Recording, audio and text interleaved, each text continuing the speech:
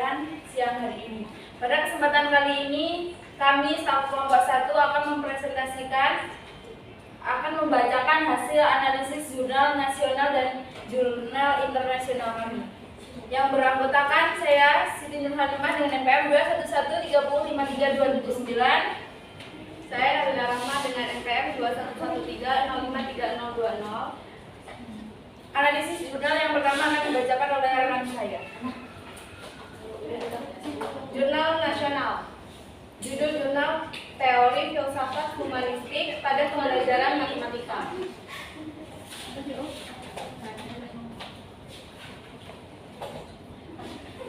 Latar belakang. Dari jurnal yang kami analisis dihasilkan bahwa teori filsafat sudah berkembang sejak abad ke-13 hingga abad ke-20. Tidak hanya filsafat, ada beberapa aliran pemikiran yang muncul seperti rasionalisme, empirisme, kritisme, idealisme, dan sebagainya. Dengan hal itu, pokok permasalahan belajar tidak terlepas pada sosok manusia. Aliran psikologi humanis memahami perkembangan pada zaman kebangkitan yang dikenal dengan nama zaman pikiran. Humanisme dikenal sebagai gerakan besar filsafat dan kebudayaan yang berkembang di Eropa. Rumusan masalah pada jurnal ini yaitu yang pertama, bagaimana perkembangan ilmu filsafat humanistik. Yang kedua, bagaimana perkembangan aliran pemikiran filsafat yang dikembangkan melalui teori belajar. Yang ketiga, bagaimana sejarah perkembangan filsafat humanistik.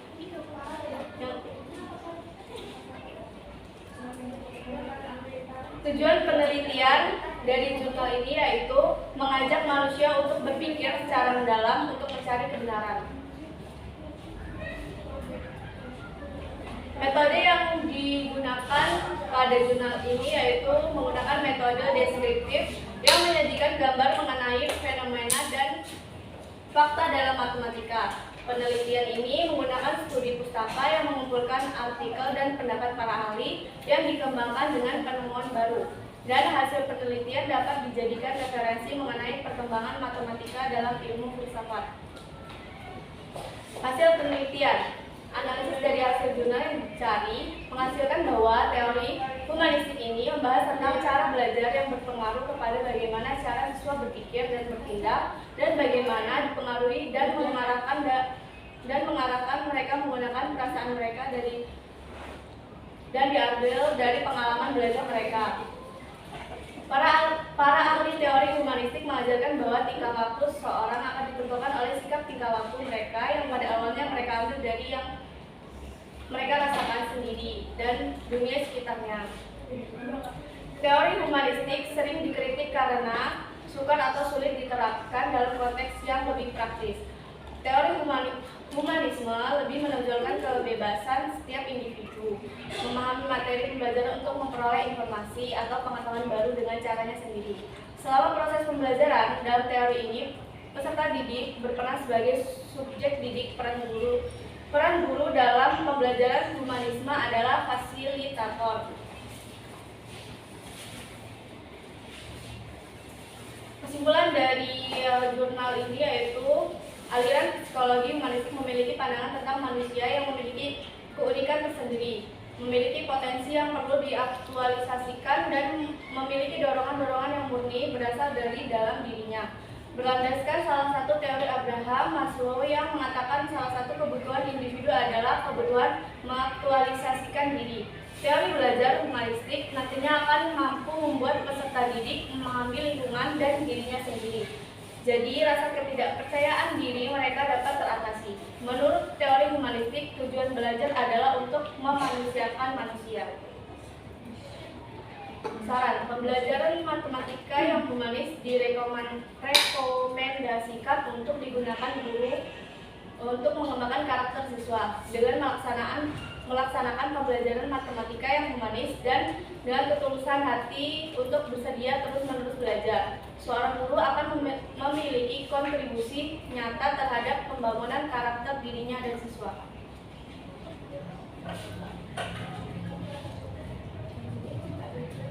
Yang kedua, jurnal internasional yang berjudul Teori Van Til untuk mempelajari wacana pemecahan masalah pada pendidikan geometri Euclid.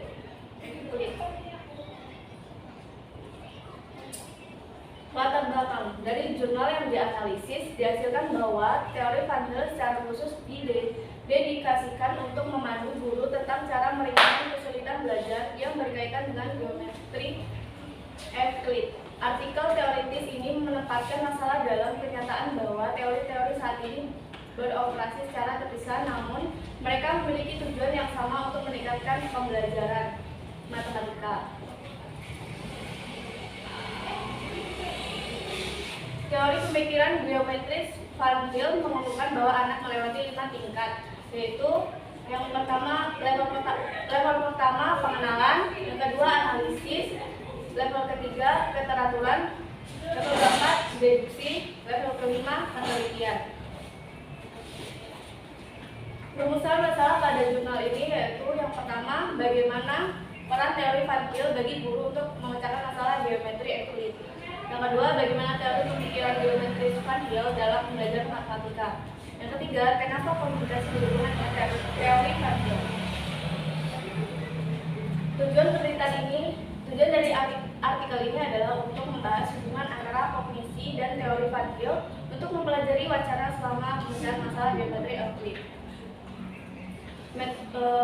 Metode pada jurnal ini meneliti menggunakan metode studi literatur yang membandingkan hubungan antara komunikasi dengan teori Van Hill menggunakan gambar pada sebuah tabel. Hasil penelitian pada jurnal ini dihasilkan bahwa pendidikan matematika telah ditandai dengan keyakinan yang berbeda tentang pengajaran dan pembelajaran.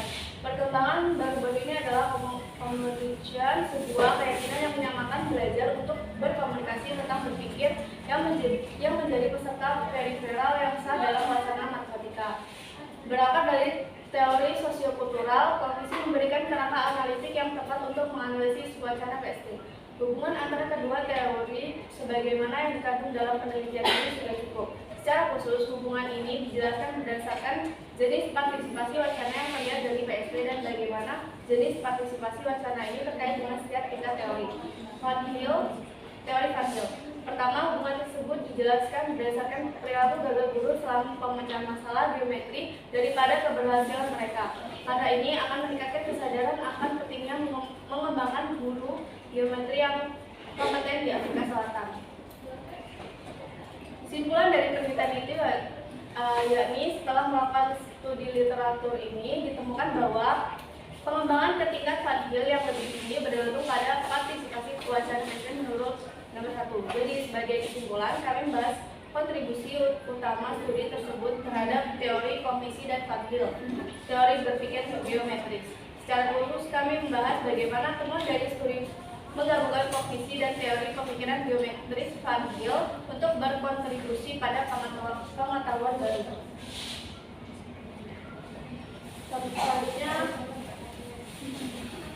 Selanjutnya akan dibacakan oleh rekan saya Halima.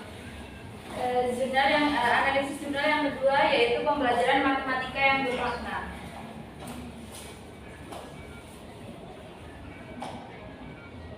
Ditulis oleh Ghazali Rahmati Yuliana tahun 2016,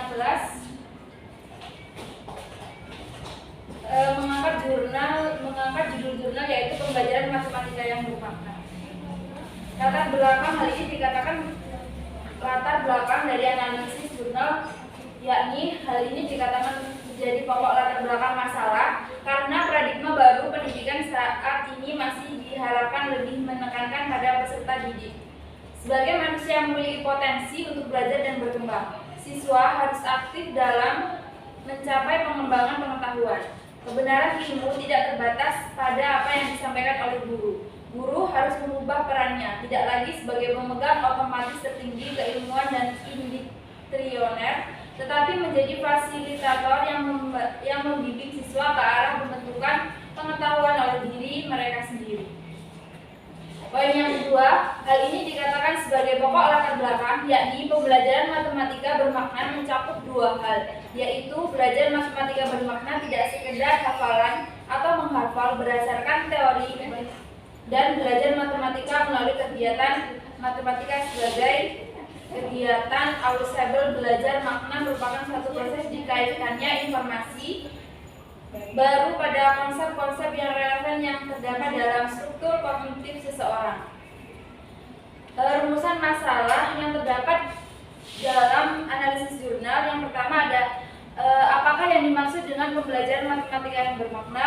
Yang kedua, bagaimana cara menjadikan pembelajaran matematika menjadi pembelajaran bermakna. Dan yang ketiga, apa yang harus dilakukan guru untuk menciptakan pembelajaran yang bermakna. Tujuan dari analisis jurnal yaitu pembelajaran matematika yang bermakna dapat memberikan bekal kompetensi bagi siswa yang memadai baik untuk studi lanjut maupun untuk memasuki dunia kerja. Metode yang digunakan dalam jurnal penelitian ini adalah literasi studi pustaka dengan mengkaji beberapa sumber yang berkaitan dengan meaningful learning atau pembelajaran bermakna. Hasil penelitian. Pada poin pertama, pada pembelajaran matematika, konsep pembelajaran bermakna konsisten dengan pandangan konstruktivis, di mana siswa dikatakan memahami jika mereka membangun makna dari pengalaman mereka dengan membuat koneksi kognitif antara pengalaman baru dan pengalaman matematika mereka sebelumnya, tidak sekedar menghafal rumus atau dalil. Poin yang kedua yaitu dengan cara mengajar yang efektif sehingga siswa dapat memahami pembelajaran dengan mudah, yaitu yang pertama memahami konsep materi yang akan diajarkan. Yang kedua menggunakan media pembelajaran atau peraga yang dekat dengan kehidupan sehari-hari siswa.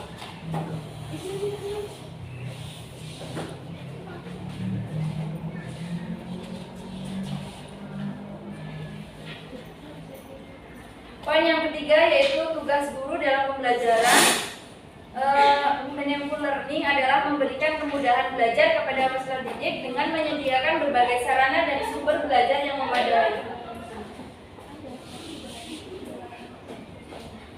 Kesimpulan dari analisis jurnal penelitian ini yaitu setelah melakukan studi literatur ini ditemukan bahwa pembelajaran matematika yang bermakna bisa berarti belajar matematika tidak sekedar menghafal rumus-rumus untuk menyelesaikan masalah matematika. Hal yang perlu diperhatikan oleh para guru matematika terutama dalam menyelenggarakan pembelajaran matematika yang bermakna dapat dilakukan melalui yang pertama tahap persiapan, yang kedua tahap pembelajaran, dan yang ketiga tahap evaluasi agar pembelajaran matematika lebih menarik. Selanjutnya yaitu analisis jurnal internasional, Study of Elementary School Status Mathematics Comparison, kajian pemahaman matematika siswa sekolah dasar. Ditulis oleh Daniel Bevan Mary Madsen Capricorn 2021, Jurnal Elektronik Internasional Pendidikan Matematika. Latar belakang. Poin pertama, hal ini dikatakan sebagai pokok latar belakang masalah karena pada alinea ini membahas tentang pemikiran fleksibilitas dengan memberikan siswa mengajukan masalah mereka sendiri, meningkatkan pemahaman dan minat belajar mereka. Poin yang kedua dikatakan sebagai pokok latar belakang masalah karena pada alinea ini membahas tentang strategi pembelajaran pengajuan masalah yang dapat meningkatkan keterlibatan siswa. Poin ketiga dikatakan sebagai pokok latar belakang masalah karena pada alinea ini membahas tentang bahwa masalah open-ended dapat mendorong siswa untuk menjawab berbagai solusi. Poin yang keempat dikatakan sebagai pokok latar belakang masalah karena pada alinea ini membahas juga praktik instruksional yang dapat dipengaruhi oleh guru. Dan poin yang terakhir dikatakan sebagai pokok latar belakang masalah karena pada alinea ini membahas dengan informasi yang diperoleh dari masalah yang diajukan siswa. Seorang guru dapat memperkenalkan pelajaran dan strategi khusus ke dalam kelas untuk lebih membantu siswa atau kelompok siswa belajar dalam pemahaman matematika. Rumusan masalah yang terdapat dalam artikel analisis jurnal ini yaitu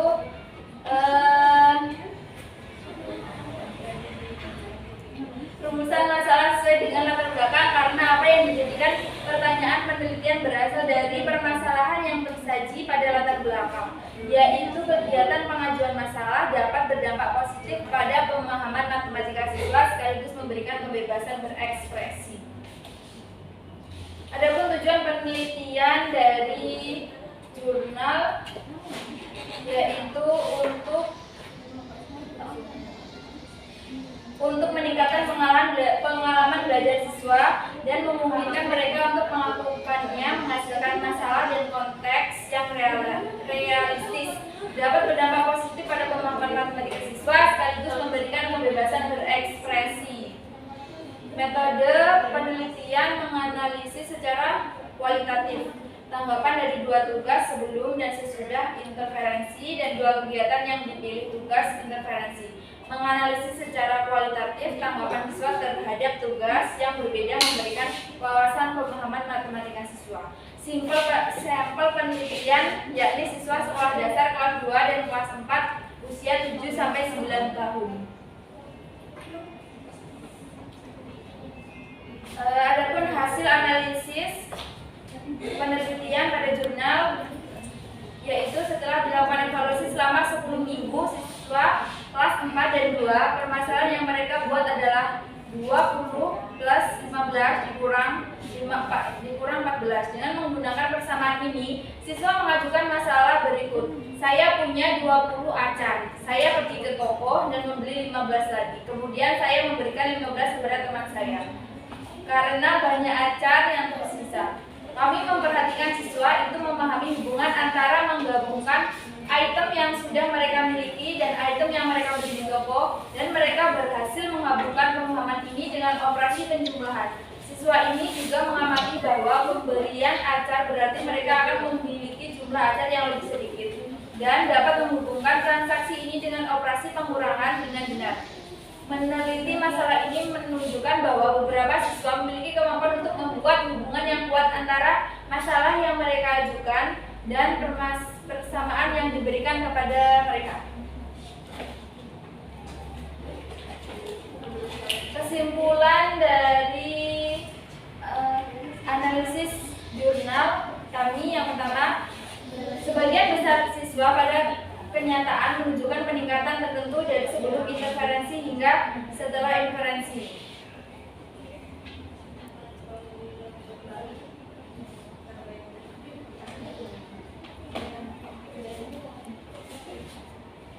Sekian pemaparan atau pembacaan analisis yang telah kami sampaikan. Jika teman-teman ada yang ingin ditanyakan, silakan untuk mengangkat tangan. Bertanya. Silakan, Tindak. Sebelumnya izin memperkenalkan diri. Perkenalkan, nama saya Tindak Mendaliti dengan NPM 211305329. Berdasarkan jurnal yang telah kalian paparkan tadi, bagaimanakah cara mengajarkan pembelajaran matematika supaya pembelajaran tersebut menjadi bermakna terhadap peserta didik? Sekian, terima kasih.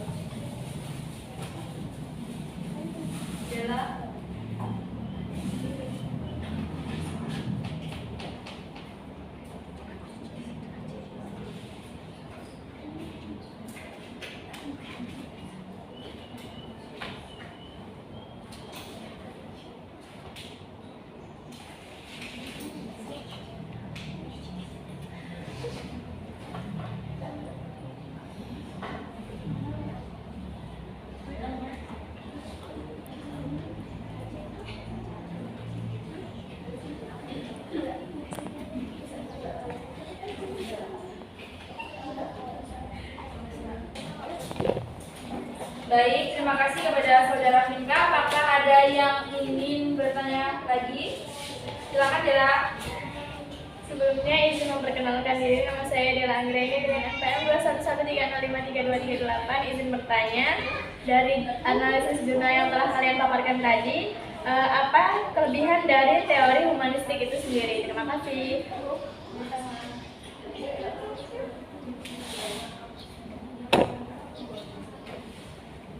Baik, saya akan menjawab pertanyaan dari Dela, yaitu apa kelebihan dari teori humanistik. Yang pertama, siswa dengan sendirinya akan termotivasi dan merasa senang dalam belajar.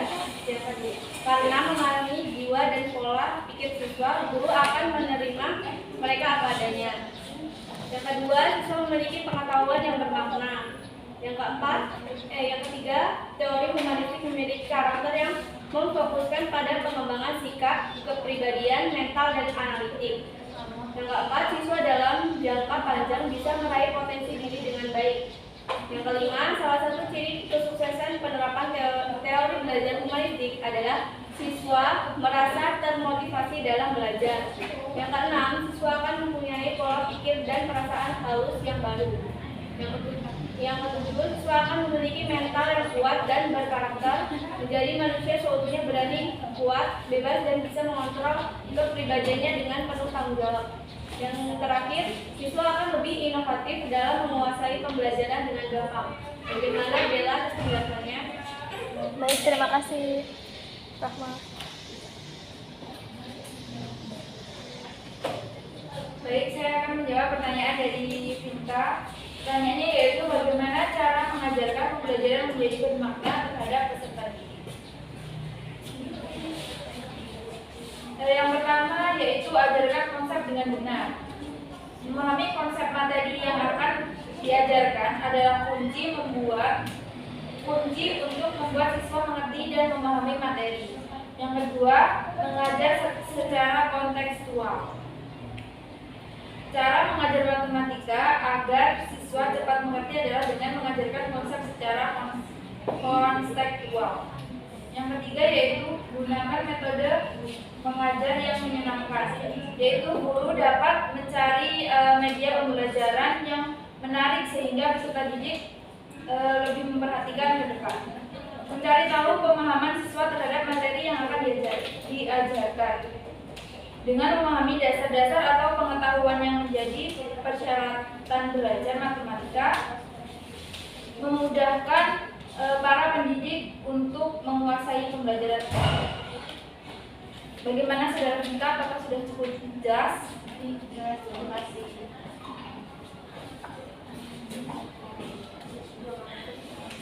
Baik, itulah tadi pemaparan hasil analisis jurnal yang telah kami sampaikan. Kurang dan lebihnya kami mohon maaf. Kami akhiri, wabillahi taufiq wal hidayah. Wassalamualaikum warahmatullahi wabarakatuh.